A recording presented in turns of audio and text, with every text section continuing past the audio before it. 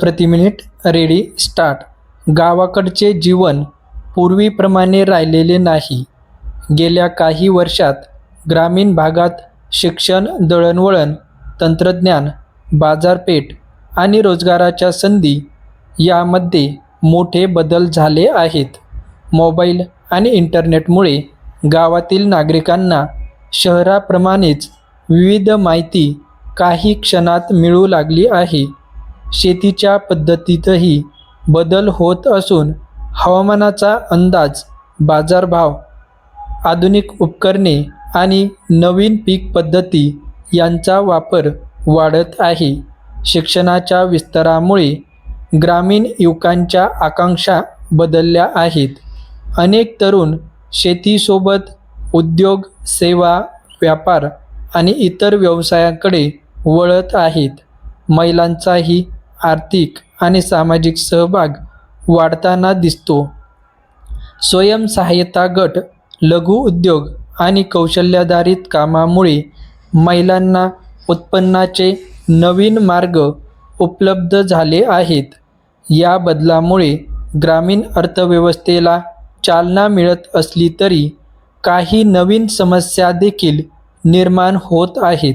पारंपरिक व्यवसाय कमी होत आहेत, स्थानिक बाजारपेठेतील स्वरूप बदलत आहे आणि तरुण पिढी गावाबाहेर रोजगाराच्या शोधात जाण्याचे प्रमाण वाढत आहे. त्यामुळे गावातील पारंपरिक कौशल्ये आणि स्थानिक ज्ञान पुढील पिढीपर्यंत पोहोचण्याचे आव्हान निर्माण झाले आहे.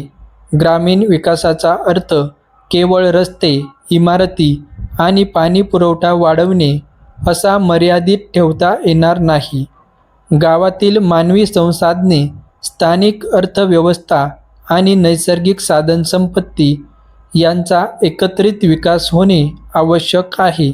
स्थानिक पातळीवर रोजगार निर्माण झाले तर तरुणांना उपजीविकेसाठी शहरांकडे स्थलांतर करण्याची गरज कमी होऊ शकते.